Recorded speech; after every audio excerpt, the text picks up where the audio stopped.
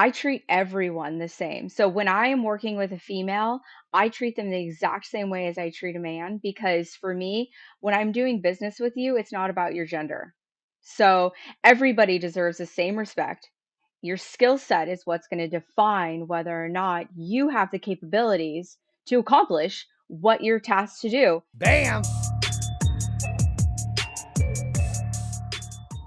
I'm Jayson Waller here with the True Underdog Podcast. And Underdogs, I have got a special guest today. She's one of the OGs from Arizona. I love when I talk to people from Arizona because that's my hometown. And listen, she is doing it right. She's the co-founder and co-owner of a company called CPR, Construction, Cleaning, and CPR Productions, brand builder, marketing expert, and host of the Unstoppable podcast. Corina Burton, how are you doing? I am very well, thank you. I'm excited to be on your show. Hey, how was my intro? Pretty good? You're full of energy, Yeah, I so try. you I came right try. at it. It's this big bottle of water here. They're not even paying me to say it, but look at that. It's called the coldest water. It's pretty good. They should pay me to say it, but they Is don't. it is it the coldest water ever? It's what it says. You know who they are? Uh-uh. It I've says the never heard of coldest them. water. Yeah, it's they're competing with the other one. Whatever. The other ones. The other ones. Hey, I do get some people, that we get to mention, some of the vendors out there, Manscaped and Mark Weldon and Dell who help pay for the podcast as well. So they'll get shout outs in the commercials. But I want to get these listeners a taste of who you are and your background. Now, you're an entrepreneur, you're a coach, marketing expert, speaker, podcast host. You've done a lot of cool things, right? But life just it's not like something was given to you. You didn't just wake up and go, "Oh, these are all the cool things I've done." And it shows you also wrote a book, 21 Day Alignment Workbook. So I want to talk about really your journey to success. Like I mentioned, wasn't smooth sailing. You spent 10 years as a stay-at-home mom before starting your career. And as a dad of three daughters, I always think it's important that women and girls see other females step up and don't feel like they just have to be at a stay-at-home mom, right? They can Yep. still expand their wings and have children. So I really want to talk about first start with your childhood, and then I want to go ahead and start talking about your mindset after you had kids and what made you transition to want to do what you're doing. So let's start with your Yeah, awesome. childhood. Cool. Well, my childhood, I grew up in the foothills of Yosemite. Okay. So I was definitely like a country bumpkin. I didn't really go You're into talking the about like city. Yosemite like park, right? With like the Yeah. stuff. Is it true Yep. that there's a spot in that park that somebody can murder somebody and get away with it? I read Oh that my somewhere. gosh, I've never heard of that. Yeah, you need to Google it. I'm telling you, somebody told me that. I'm like, no way. And then I Googled it, and there's a little area where they don't have rights. It's weird, but go ahead. Sorry. Oh my gosh, now I am gonna have to Google You're that because gonna I have have to. never Yeah. heard of that. Yeah. I grew up in a really like very calm, very, with no social media, right? I just like was in my own world, my own bubble. But, with that, when you grow up in a really small town and you are remotely different from your peers, it's really going to shape your life and how you grow up and how you view life or how, you were treated. And for me, I kind of had I had two things. I was one of the only Hispanic people in my school. And so I spoke Spanish, but, I predominantly spoke English, but I spoke Spanish at home.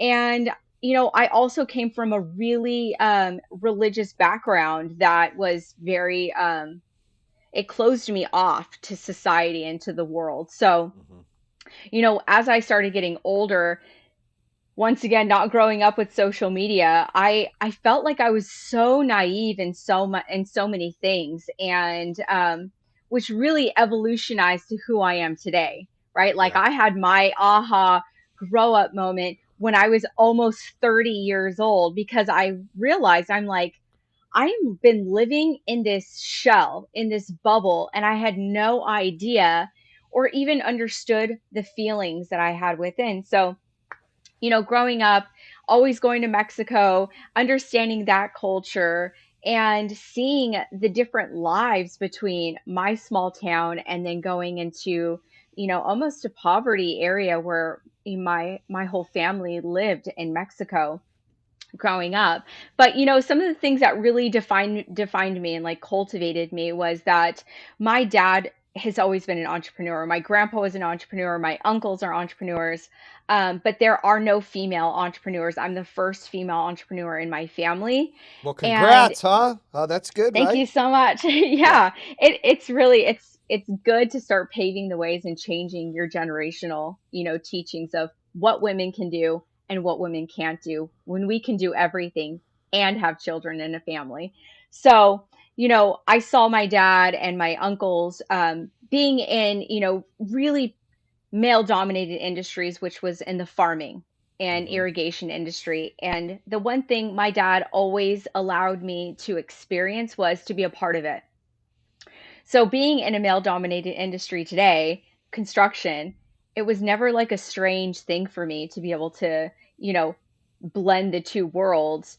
Did I know that I had to face certain aspects of my life of, the things that women face in male dominated industries? Hmm. Yeah, but at the same time, I knew that I could overcome it and persevere and use my skill sets to define me instead of anything else that would define me as my female nature, right? And look, you being in construction, you deal with a lot of contractors who are probably still stuck in the 40s of you don't know what Oh you're talking about. gosh. And they try to classify you because you're a female of not understanding. Is that true? Yep, absolutely. Yes. And Utter interesting, bullshit. That's utter bullshit. the construction industry has me really like flabbergasted, to be honest, because the technology they use to build these buildings, you think about like how they make these skyscrapers and the technology they use behind it, but yet the way that they do things internally is so archaic. Their Yeah. paying system, the way that they allow, women in on trades, or their respect, or I mean, there's so many different areas that they've just stayed. They're like, well, this is how we've done things for years Mm. and years. This is how we've done things forever.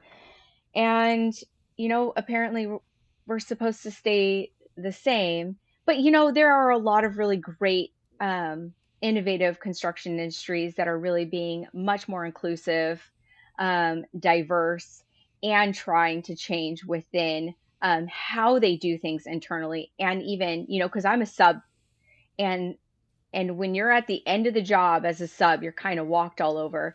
Hmm. And there are some companies, but it's 2022, and you think that they would kind of get on that bandwagon a little bit sooner, but unfortunately that's not the case. So, Well, I think I can somewhat relate. Not being a female in construction, but my wife has torn apart every frickin' home that we've had and has blown out of the damn budget. And she's done it a few times, and we've fought about it. It's no secret. I share it on the podcast all the time. Like, oh shit, here we go again. But she'll strip things down to the bones. And she used to hire people to do it. And then she would hire a designer from VDA Design. She was on HGTV. She came down, Vanessa De Leon, who's a good friend. And then Liz started doing this other shit. And so like every home, I got so sick of contractors that it's mandatory. They got to get the F off the property when I come home. I don't want to yeah. deal with them. They bother me. It's just, it takes so long. Well, this past house, it started with, hey, we're going to do the backyard, right? Turf and all this. And then it's okay. I'm just going to do the bathrooms. All right, fuck it. I'm going to do the kitchen. I'm going to do it. She tore apart everything. We're staying in another home. And I said, look, I've got one request. I want to move in and the shit is done. And it's got to be done by the timeline. Now, most of it was done by the timeline. She gave me shit to that. But here's my point of what I'm saying that's relatable to kind of what you go through is all of these contractors act like she doesn't know her shit. She's done this like 8 times and they treat her like she's not smart, like she doesn't matter, like they just put her on a shelf and just go about their shit. And so she has to get me involved. And you know, I've got a podcast. I got a card that has the Yeah. podcast on it. I've been on TV commercials, so they kind of know who I am. They're semi intimidated, but she's always got to throw the card. All right, I'm going to text Jayson, or she'll throw me on a text with them, and then I'm like, hey, what's the deal? And then they backpedal. They're completely different. It's bullshit and sad that they just can't treat her with the same respect that they're treating me. You agree? Absolutely. And that's actually one of the things that I try to share with anyone who's wanting to get in the construction industry or ask me, what is it like? I treat everyone the same. So when I am working with a female, I treat them the exact same way as I treat a man because for me, when I'm doing business with you, it's not about your gender. Correct. So everybody deserves the same respect. Your skill set is what's going to define whether or not you have the capabilities to accomplish what you're tasked to do. Hmm. And, if I'm here to be able to say, here's the information that you need, or let's have this conversation, let's go on this site walk, um, the expectation is that I co-own this business. I equally know I'm not just here as a marketing person, right? Like I have to be a business owner. That means I need to know inside and out of what I'm doing. And as a matter of fact, I've actually been in the construction industry much longer than my business partner, who is a man.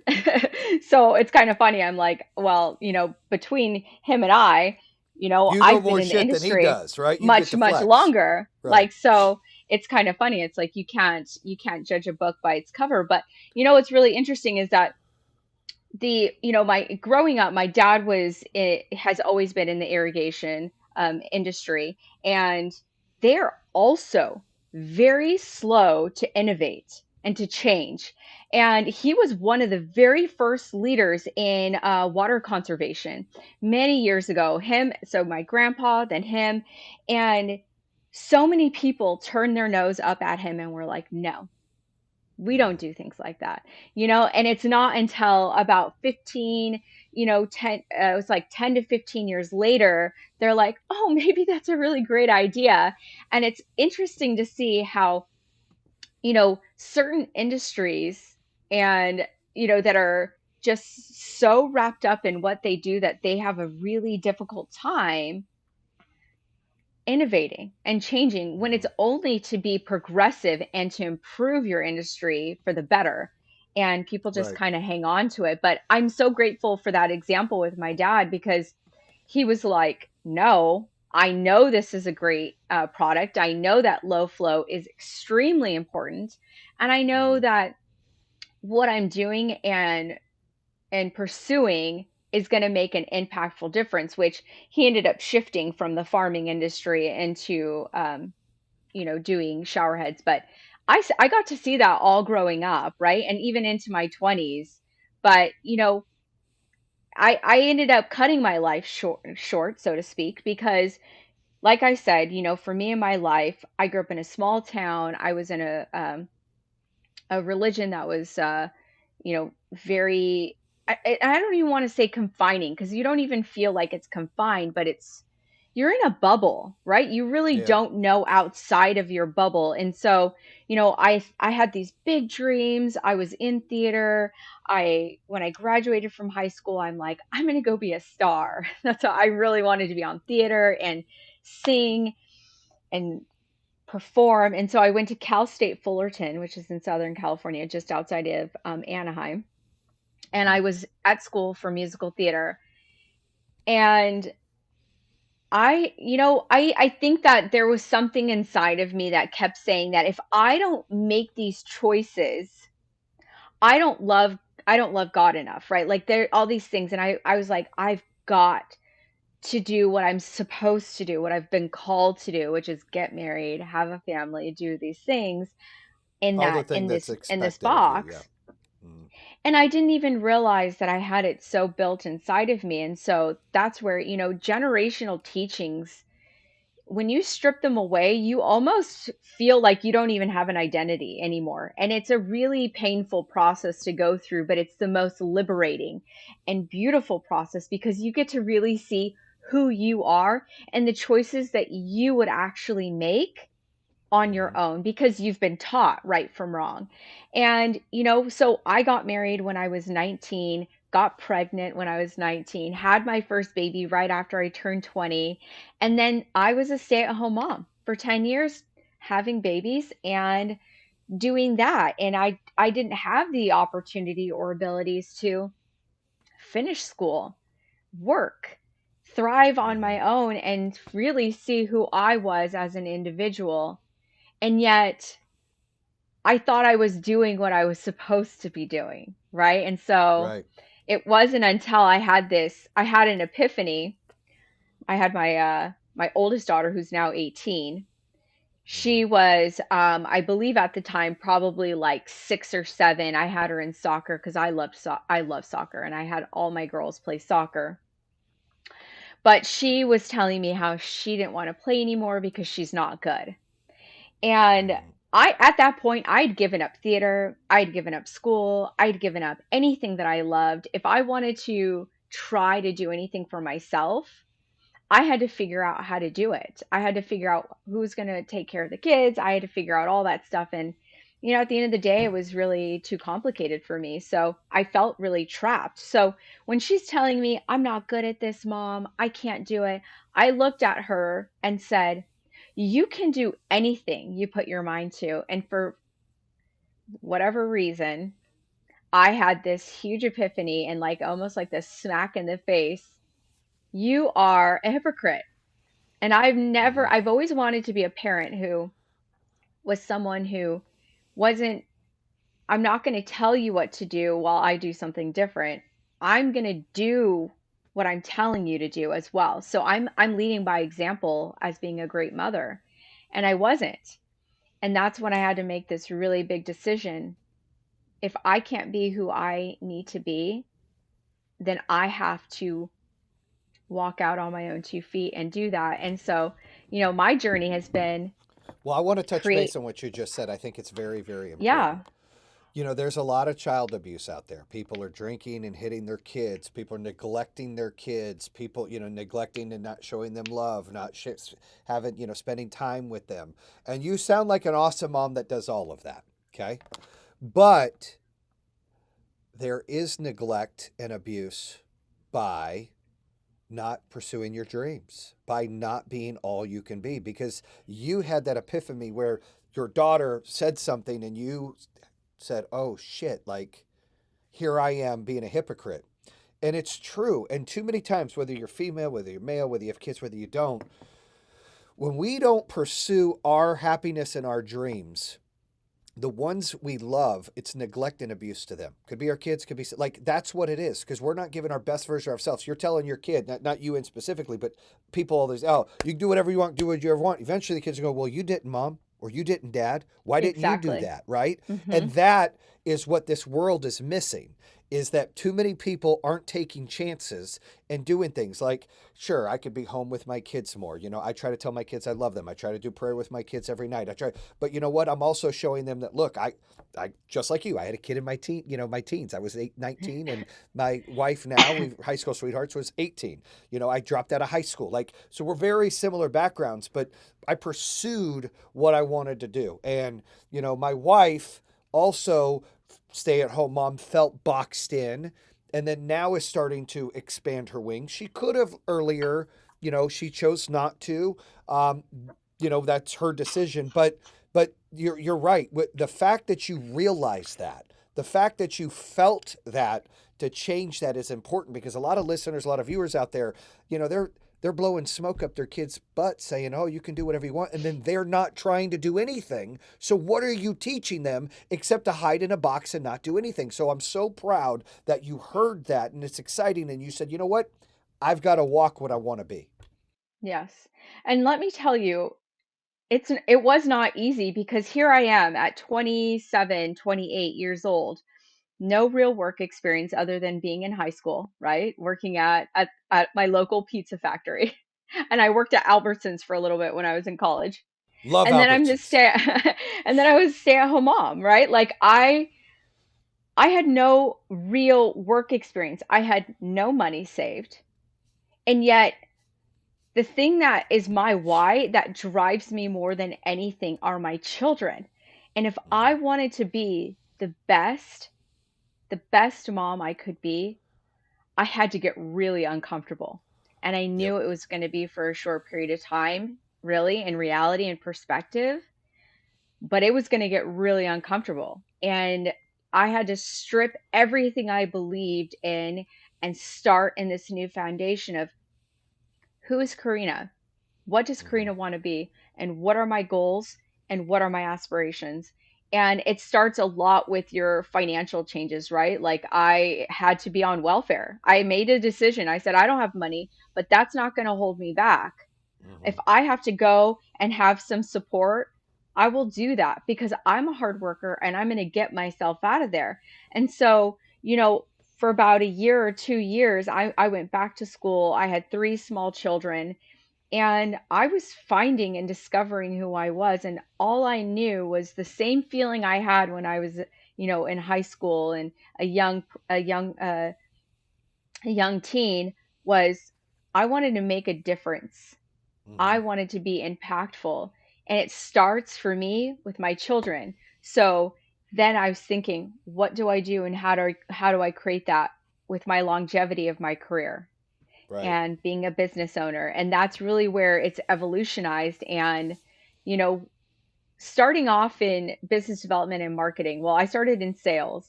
I was terrible at it. I sucked. I was just like really I was just You sound following like like the you could sell protocol. pretty good, though. Are you sure? Because you sound like you got Yes. some sales skills. Well, so, I lived in West Hollywood when I, first started off on my own, and I worked at a Swarovski at the Grove. And I thought that was super cool, right? Like, here's this, like, Yeah. really, like, I'm 28 years old, but I felt like I was naive as heck. I couldn't have told you what Gucci was, what Louis Vuitton was. I didn't even know. Um, I thought going to the Gap at that time was like high end because I You just were didn't balling. really know.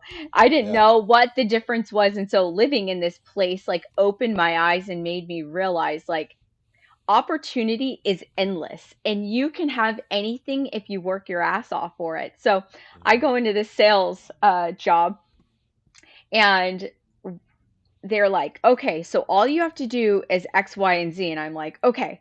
So I start following just the rules, right? Or the guidelines on how to do sales. And I'm like, wow, this is painful. This is really terrible. So I'm doing 9-hour shifts and I start Hmm. realizing I'm like, you know what? I'm bored. So I'm going to actually talk to these people. I'm actually going to care about what they have to say. How can I change people's desire from going in and just looking around and changing them into buyers? Hmm. So, I just was thinking, how can I problem solve? And I just kept doing that. And I kept creating solutions for problems. And I started doing that in business development. And I started doing that in branding. And then eventually creating from going into restoration um, into janitorial, and then ultimately creating our niche market business, which is construction cleaning, all based off of creating solutions for problems. And Hmm. that's really it. But it's so overlooked, right? You think like, what is the thing that I can do or sell? And you're just thinking about it. Well, shit, there's a lot of things. There's a lot of things that you can do.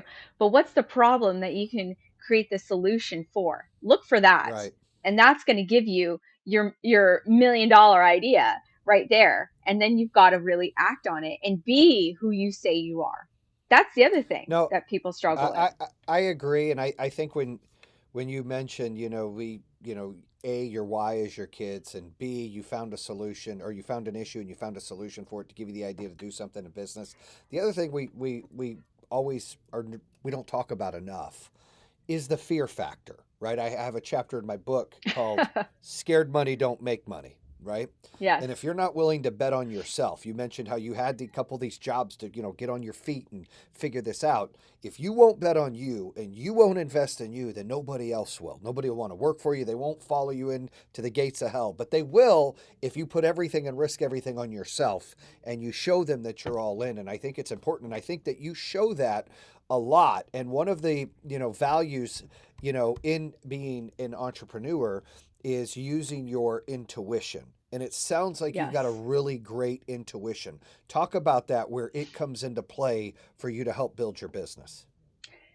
Funny you say that because I actually struggled a lot. I had to go through a lot of healing after I had this rebirth of myself, right? Like Hmm.